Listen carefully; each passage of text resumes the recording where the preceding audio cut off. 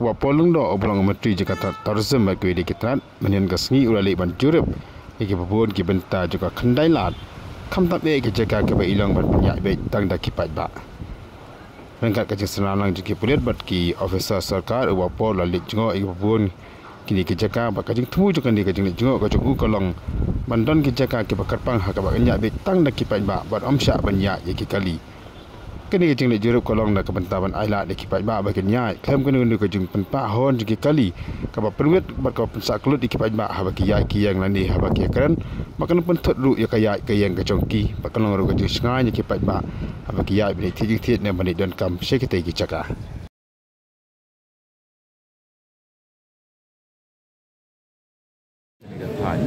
Kalong hadin jongka penting ke bawah yang tolong involve lang ya police department, regulatory department,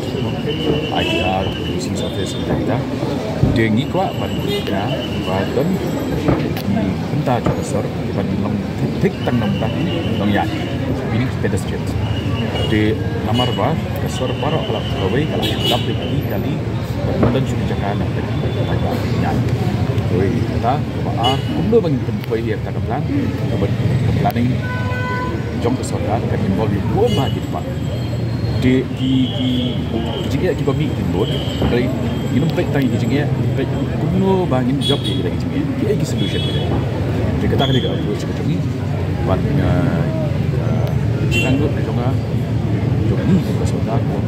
bah ini na, bah don jaka, bah tang bayar jam kalau tak kembali ke baca tangan semua dan iguing stage dia balik ke pelakon dong itu yang kita gitu kamu suka kena jaka kembali tentang jaka kemudian ide dan kalau kata kayu dia jaka sah dan komunikasi boleh boleh dia kalau baru kampas in ailat ini boleh besar ni kinyok kinyat kita kali dan pun ini bang gila betul ditambah ke sulung tadi interest jom ke state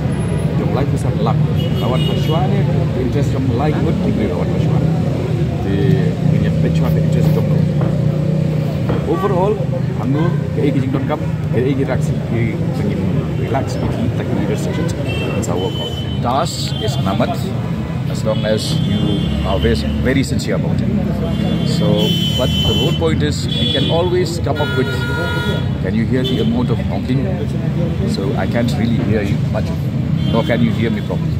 So the point is, if we look for problems, there will always be problems. Now we are trying to identify solutions to those problems, and we have identified this as a major area that should be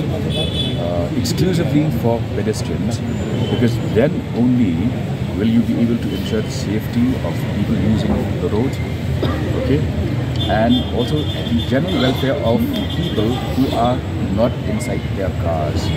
or on their bikes. So a lot of issues are linked to this, but the task ahead is for us to at least achieve the first milestone, which is have a few areas of Shillong as pedestrian zones, and then the rest as part of that measure, the rest of the planning, how do you connect the dots, all of that. So in today's interest